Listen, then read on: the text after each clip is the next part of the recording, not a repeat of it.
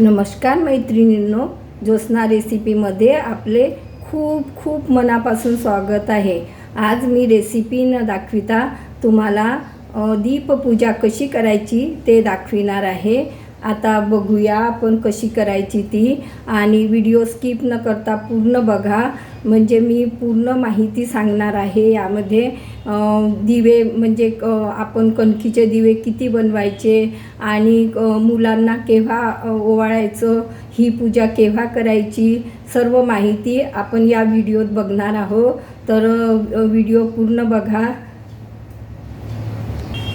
आपण दीपपूजाबद्दल थोडक्यात माहिती जाणून घेऊया। दीपपूजा आषाढ अमावस्याला केली जाते। श्रावण महिन्यात वेगवेगळ्या सणांना वापरल्या जाणाऱ्या दिव्यांची या महिना सुरू होण्याआधीच पूजा करण्याचा हा सण आहे।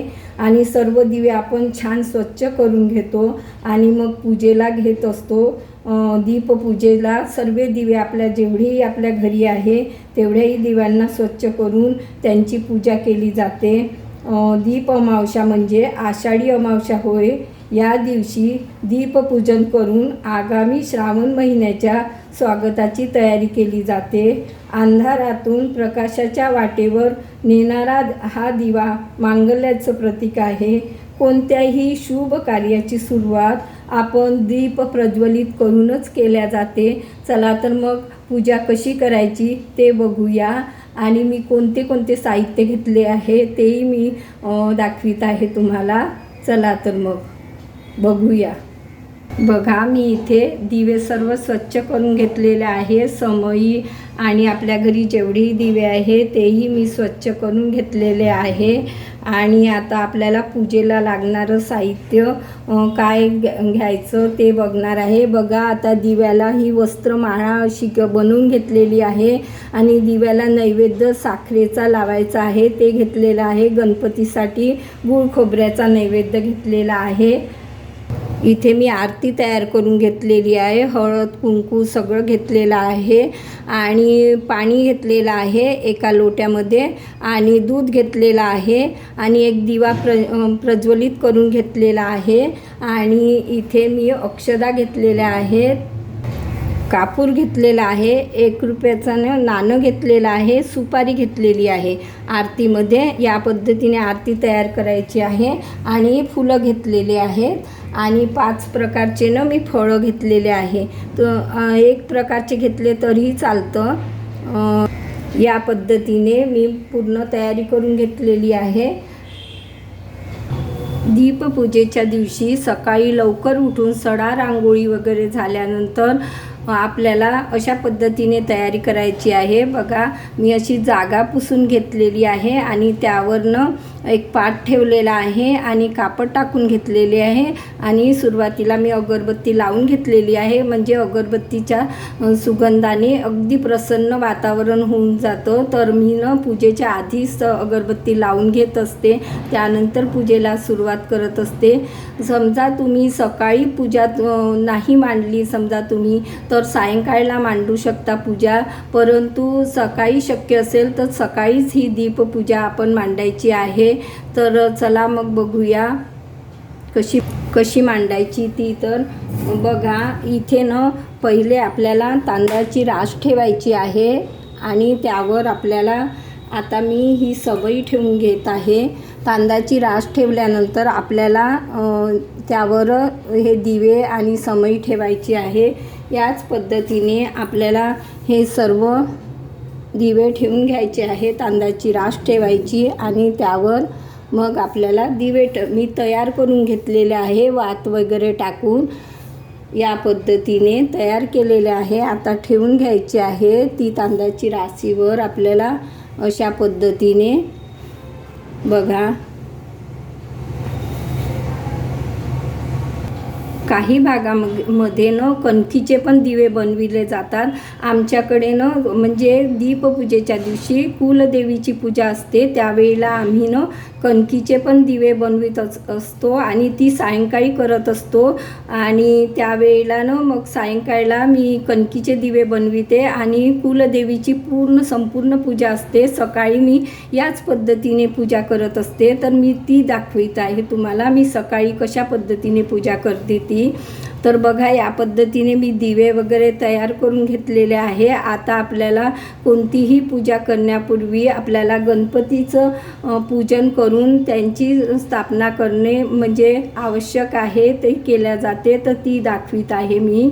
चला बघूया. बघा, गणपतीची मूर्ती ठेवून घेतलेली आहे. आता आपल्याला शुद्ध जलाने त्यांचं अभिषेक करायचा आहे. ओम गणपते नमो नमः, ओम गणपते नमो नमः करून 11 वेळा असंच मंत्र जाप म्हणायचा आणि शुद्ध पाण्याने करायचं आहे. मग पंचामृतने करायचं आहे. परंतु मी आता इथे तर दूधच घेतलेलं आहे. पंचामृतची म्हणजे कसं बनवायचं ती माझ्या चॅनलवर अपलोडेड आहे. पंचामृत कसं बनवायचं ते तुम्ही बघू शकाल. त्यात मी सविस्तर पूर्ण कसं बनवायचं ते दाखविलेलं आहे. मग शुद्ध पाण्याने आपण अभिषेक करून घ्यायचा आहे आणि मग स्वच्छ कापडाने पुसून त्यांची तांदळाची रास ठेवून आपल्याला इथे मूर्तीची स्थापना करून घ्यायची आहे. या पद्धतीने बघा. आणि काही भागामध्ये दिवे कणकीचे बनवितात, तर ते कसं गोड बनवतात आणि काही भागात तळून घेतात, तर काही भागामध्ये तळत नाही, वाफवून घेतात. परंतु आमच्याकडे गोड बनवत नाही, म्हणजे साध्याच कणकीचे बनवितात आणि तळतात. काही भागामध्ये आता वेगवेगळ्या भागात वेगवेगळी पद्धत असते. परंतु मी माझ्याकडे आता ज्या पद्धतीने सकाळी मी पूजा करत असते ती दाखवित आहे. तर बघा, आता आपण गणपतीचं अभिषेक करून त्यांची स्थापना करून घेतलेली आहे. आता आपल्याला दिवे पूर्ण लावून घ्यायचे आहे. आता मी ते लावून घेते दिवे. बघा, मी सर्व दिवे आता प्रज्वलित करून घेतलेले आहे. आरतीमध्ये जो दिवा घेतो आपण तो ओवाळायला, तर तो तुपाचा दिवा घ्यायचा आहे. आणि जेव्हा व्यक्तीला ओवाळतात तर त्यावेळेला आपण तेलाच्या दिव्याने ओवाळायचा आहे. आणि तुपाचा दिवा असतो तर ते देवालाच ओवाळतात, अशी प्रथा आमच्याकडे आहे. तर चला बघूया, आता पूजा करूया. प्रथम गणपतीचं पूजन करायचं आहे, त्यानंतर दिव्यांचं. बघा, फळं पण मी ठेवून घेतलेली आहे. आता गणपतीचं आपण पूजन करूया. हळद, कुंकू, अक्षत वाहून घ्यायचं आहे आणि दिव्यांचंही पूजन करायचं आहे त्याच पद्धतीने. प्रत्येक दिव्यांचे पूजन करून घ्यायचं आहे. बघा, या पद्धतीने. आणि सर्व दिव्यांना हळद, कुंकू, अक्षदा वाहून द्यायचे आहे. आणि आपण या कापसाच्या अशा वस्त्रमाळा बनविल्या आहे, तर या आपल्याला हळदी कुंकू लावून या आपल्याला वाहायच्या आहे. प्रथम गणपतीला वाहून घ्यायची आहे वस्त्रमाळ आणि मग प्रत्येक दिव्यांना मी वाहून घेते. या पद्धतीने वस्त्रमाळ मी वाहून घेतलेली आहे. आता गणपतीला आपल्याला लाल फूल चढवायचं आहे आणि सर्व दिव्यांनाही फुलं वाहून घ्यायची आहे या पद्धतीने.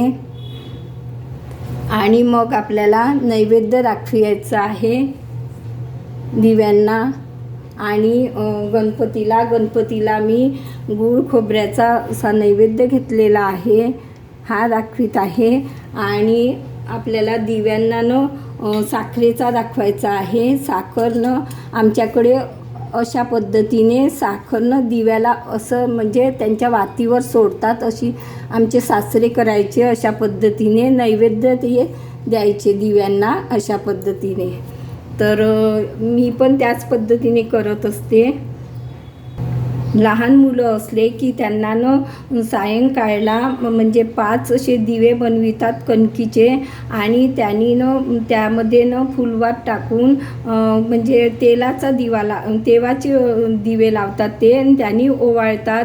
आणि याही पूजेला 5 दिवे असे कणकीचे बनवून आपण दीपपूजालाही ओवाळतात आणि मग शेवटी त्या दिव्यांना म्हणजे समाप्त झाल्यानंतर गाईला त्यांना म्हणजे खायला देतात. या पद्धतीने अशा पद्धतीने पूजा करतात. शेवटी आरती करतात आणि या आरती करून आपण जो फळांचा किंवा असा गोड नैवेद्य वगैरे ठेवलेला असतात त्याचा प्रसाद देतात. अशा पद्धतीने पूजा करतात आमच्याकडे. कशी वाटली तुम्हाला माझी पूजा, साधी सोपी पूजा? कमेंट्स करून कळवा. पुन्हा भेटू नवीन व्हिडिओसोबत. तोपर्यंत मस्त राहा, खुश राहा, आनंदी राहा. धन्यवाद.